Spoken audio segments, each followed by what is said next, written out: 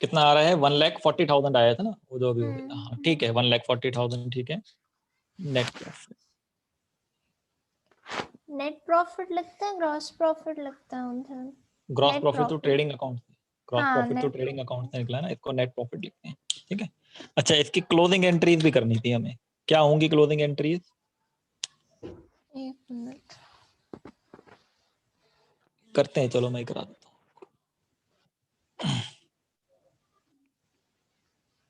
Closing entries,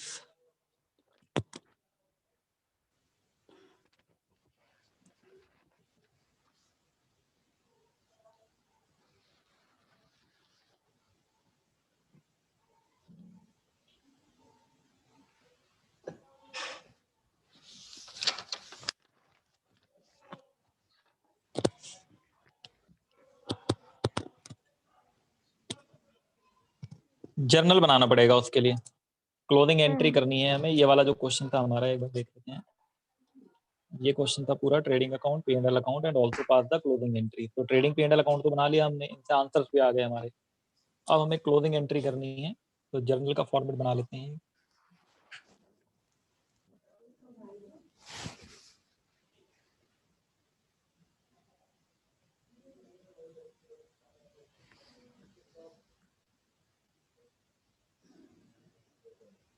date सब में common ही रहेगी वैसे तो पूरे पेज पे।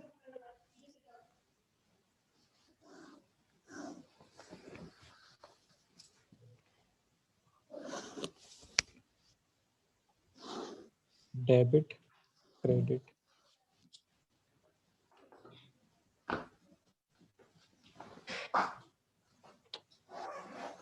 डेबिट, क्रेडिट, LF का भी बना ही लेते हैं।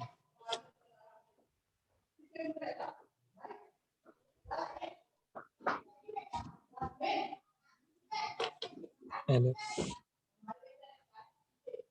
Particulars,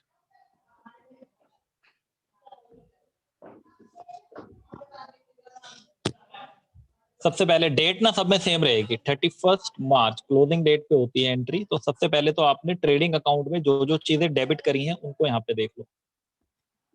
sorry, trading account debit, trading trading account debit, trading account debit to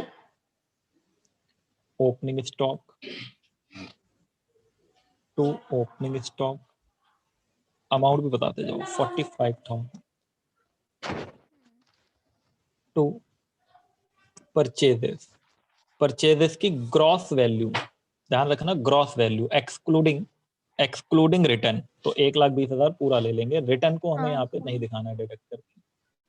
फिर आपका टू सेल्स रिटर्न, जो हमने सेल्स में से उधर माइनस करा है क्रेडिट साइड में, उसको यहाँ पे शो करना होता है सेल्स रिटर्न, क्योंकि हाँ सेल्स ये रिटर्न भी का बैलेंस समझ होता आया है डेबिट। मुझे। सेल्स रिटर्न का वैसे बैलेंस क्या होता है अगर हम बताएं, डेबिट या क्रेडिट? डेबिट होता है। डेबिट। इसको कैंसिल करोगे, खत्म करोगे तो क्या करना पड़ेगा? क्रेडिट। तो यहाँ पे क्रेडिट हो रहा है, अल्टीमेटली सेल्स में से माइनस हो गया इसका। ठीक है, तो सेल्स में से माइनस हो गया, इसका बैलेंस होता है डेबिट। इसको हम क्लोजिंग एंट्री में इसको खत्म कर रहे हैं। जो जितने भी लेजर अकाउंट के बैलेंस थे वो सारे कैंसिल हो रहे हैं। जैसे ओपनिंग स्टॉक का डेबिट बैलेंस है तो क्रेडिट करके ये कैंसिल, परचेज का डेबिट बैलेंस है इसको क्रेडिट करा, ये कैंसिल। जितने भी लेजर, जो ट्रायल बैलेंस था हमारा, ट्रायल बैलेंस में जो बैलेंस थे उन सबको खत्म कर रहे हैं, ट्रेडिंग अकाउंट में ट्रांसफर कर। तो ये सेल्स रिटर्न आएगा यहाँ पे 3,200। बट सेल्स रिटर्न तो P&L सेल्स में से अकाउंट में माइनस आ होता है। जाती है ना? नहीं नहीं, सेल्स रिटर्न P&L अकाउंट में कहाँ होता है? सेल्स में से माइनस हुआ था ना ये तो, अच्छा हाँ हाँ नहीं है सॉरी, ना? ठीक है ठीक है ठीक है। ठीक है। फिर यहाँ पे to carriage inward, to carriage inward, इसका अमाउंट है 2,400। To dock charges, dock charges 5,000। To power charges, to power charges, power charges हैं आपके 22,000।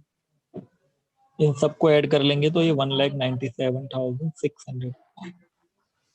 और यहाँ नरेशन लिख देंगे, being the transfer of accounts to the debit side of trading account, being the transfer of account, being the transfer of account to the debit side, to the debit side of the trading account,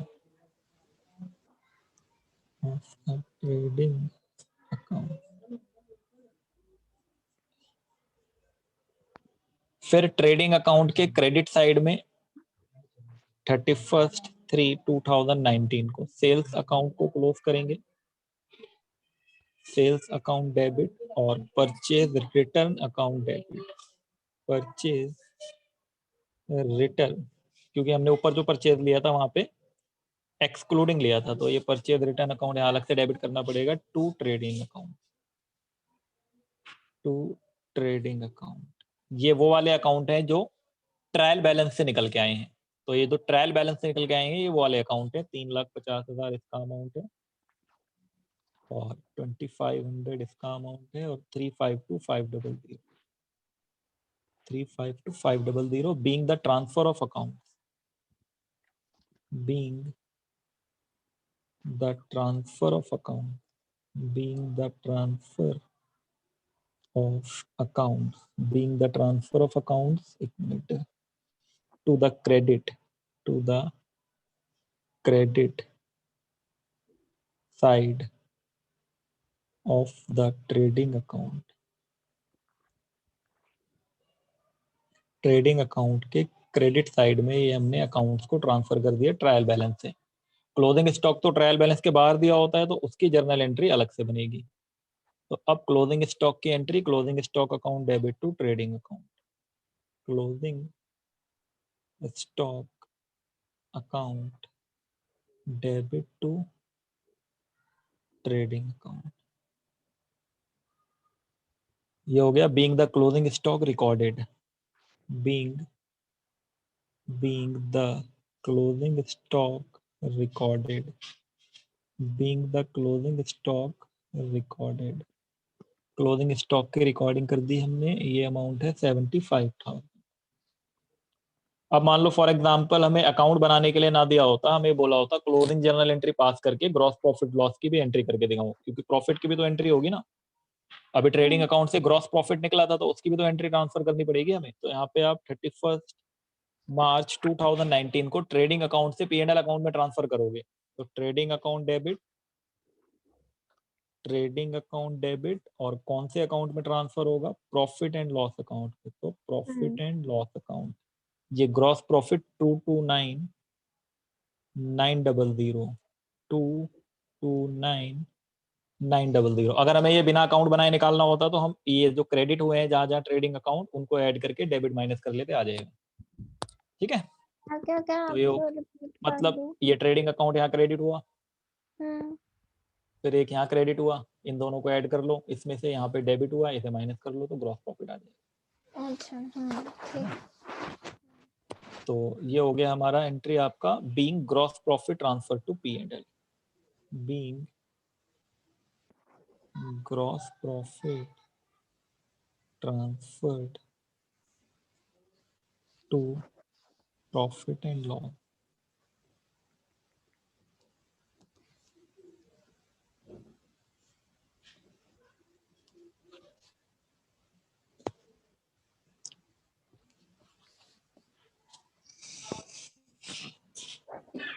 March 31, 2019, पहले credit वाला कर लेते हैं, यहाँ जगह कम है मेरे पास, जो P&L अकाउंट के क्रेडिट साइड में ट्रांसफर करें पहले उसकी एंट्री कर देता हूँ मैं। Discount, discount received, discount received account debit, commission account debit to profit and loss account, to profit and loss account. ये 2,000 रुपये था और ये 1,600 था, ये 3,600 हो गया। नरेशन हो जाएगी being the transfer of accounts, being the transfer of accounts, being the transfer of accounts to the credit side, to the credit side of profit and loss account, to the credit side of profit and loss account. बस अब एक entry करनी है debit side of profit and loss account में जो transfer करा है, और एक नेट प्रॉफिट का। आते हैं इसी को आगे कर लेते हैं कैरी।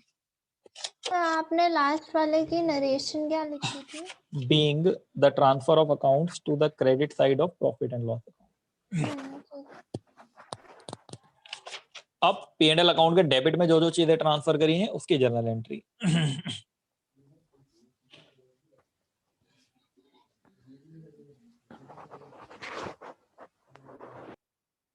उसी को आगे कंटिन्यू करते हैं फॉर्मेट को। 31st March 2019 profit and loss account debit, profit and loss account debit to carriage outward, to carriage outward, to bad debt, to bad debt, to advertisement. इसके आगे अकाउंट लगाना चाहो सबके आगे अकाउंट लिख सकते हैं। To advertisement, to salaries account,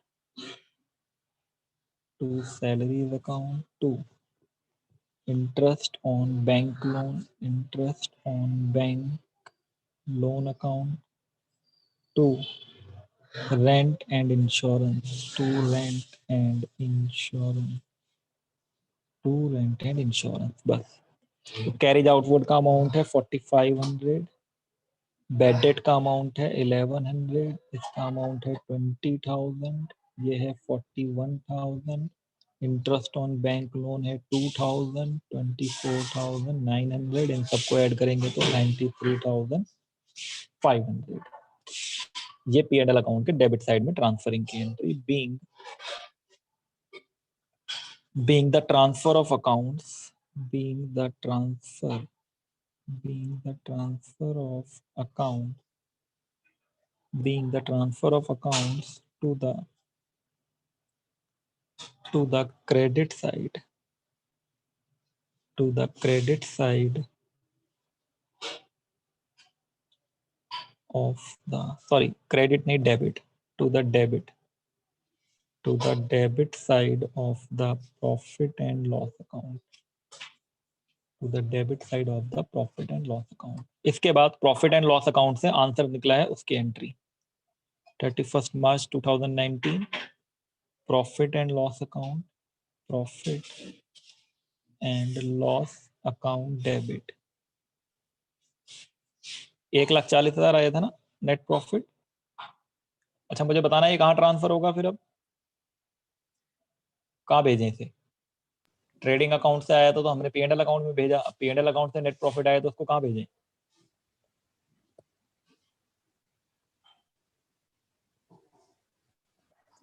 बताओ। हाँ बैलेंस शीट में जाएगा, लेकिन कैसे? प्रॉफिट ऐड हो जाता है ना कैपिटल में, तो टू कैपिटल अकाउंट,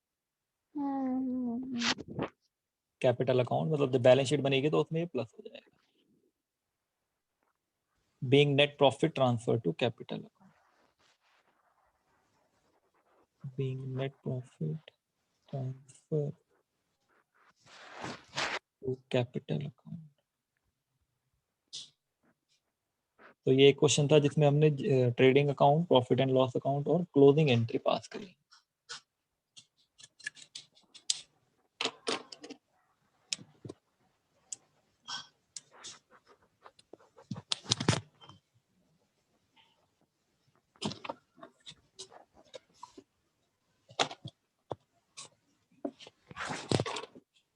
हो गया ना ये? एक बार दोबारा देख लें, क्वेश्चन था ये पूरा हमारा यहाँ से, ये trading account, profit and loss account, ये क्वेश्चन था, इसका क्लोजिंग एंट्री। अच्छा एक दो क्वेश्चन बुक से करते हैं, निकालो बुक पेज नंबर 18.64। ये क्वेश्चन ये ऐसे हेडिंग बनी होगी प्रॉफिट एंड लॉस अकाउंट की, ठीक है? तो कर लो इसमें 10 कर लो, 11 कर लो, 2-3 कर लेते हैं अभी। हाँ 10 मिनट हैं अभी क्लास के।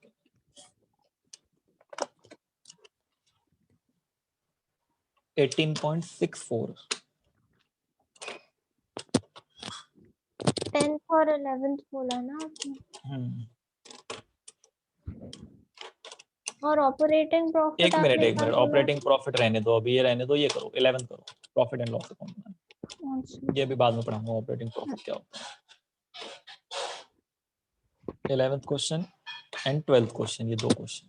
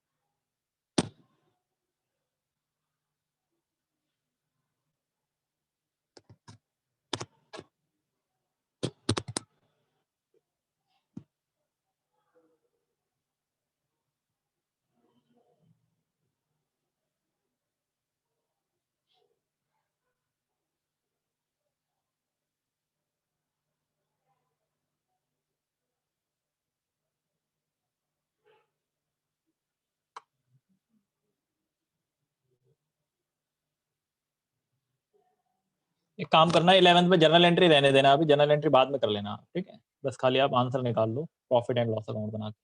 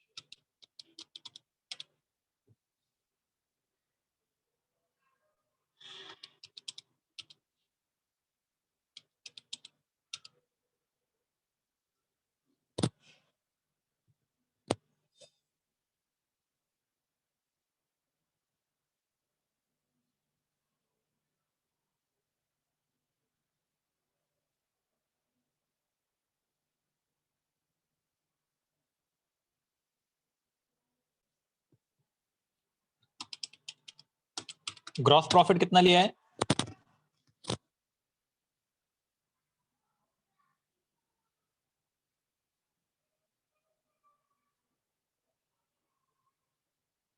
अभी मैंने कैलकुलेट नहीं किया, वो कर रहा हूँ।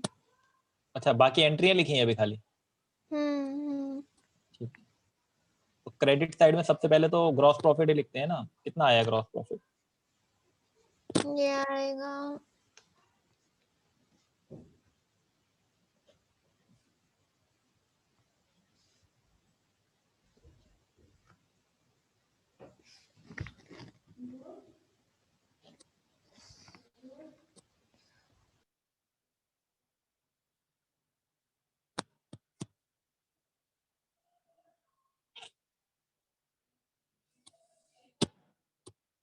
आ रहा है 2,92,500। ठीक है, ठीक है।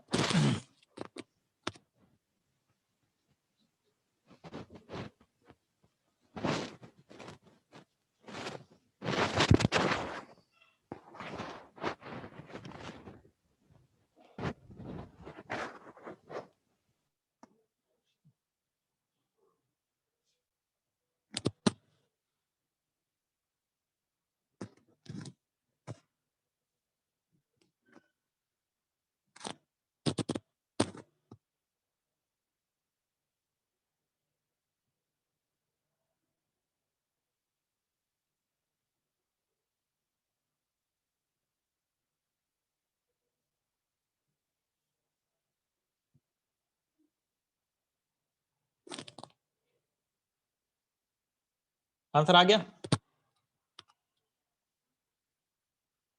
नहीं अभी नहीं आया।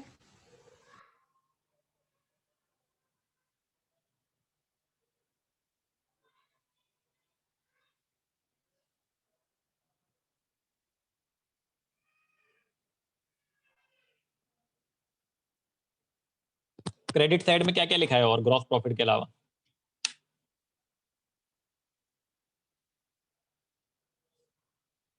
इंटरेस्ट पेड और ये रेंट रिसीव्ड। एक मिनट, रेंट रिसीव्ड 17,000 और इंटरेस्ट पेड 4,000। अच्छा नहीं, bye interest on interest on investment. हाँ ठीक है ठीक है, तो ये 17,000 ऐड हो जाएगा और 15,000 ऐड हो जाएगा, ठीक है। 3,24,500, बाकी सारी चीजें डेबिट साइड में जाएंगी।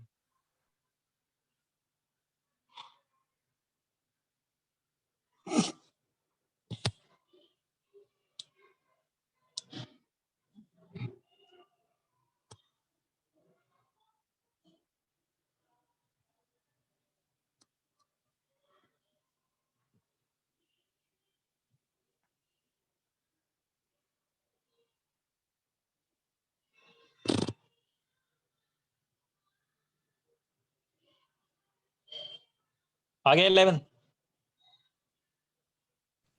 क्या? 11th का आंसर आ गया? एक बैलेंसिंग फिगर निकाल। 11th आ जाए ना तो 12th आप बाद में कर लेना होमवर्क में, मुझे निकलना। ठीक है। और एक दो इलस्ट्रेशन भी होंगे, वो भी करना चाहो तो।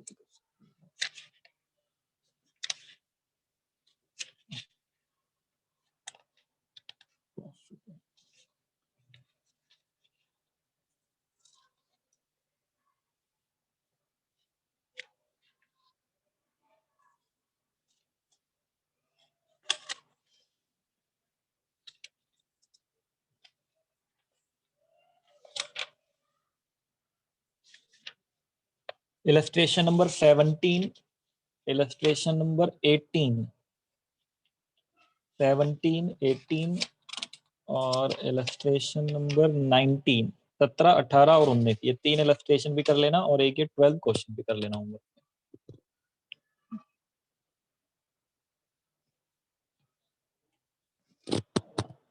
गलत आ रहा है थोड़ा। 3,24,500, ठीक है, वो टोटल क्रेडिट का। वो तो सही है। अब देखो मैं माइनस कर देता हूँ एक एक करके। सैलरी एंड वेजेस कितना है? 30,000। तो ये रहा आपका कैलकुलेटर पे 30,000 माइनस, फिर कमीशन पेड है 2,000, ये माइनस, कोरियर का 1,500 माइनस, फिर इंश्योरेंस का 3,000 माइनस, इंश्योरेंस के बाद interest paid 4,000 minus, carries outward 5,000 minus, advertising का 10,000 माइनस, उसके बाद discount allowed 18,000 minus, discount allowed के बाद आपका बेड डेट 9,000 माइनस, और बेड डेट के बाद आपका ब्रोकरेज पेड 950 माइनस। तो ये आ गया 241,050, ठीक है, ये आएगा। सही है। तो इलस्ट्रेशन 17, 18, 19 वो तीन इलस्ट्रेशन और एक ये क्वेश्चन है बस खाली, इसके बाद फिर बैलेंस शीट है। 17, 18, 19 और हाँ, और 17, 18, 19 के बाद एक क्वेश्चन 12 जो अभी 11 कर रहे हैं ना उसके नीचे वाला। अच्छा ठीक। ठीक है।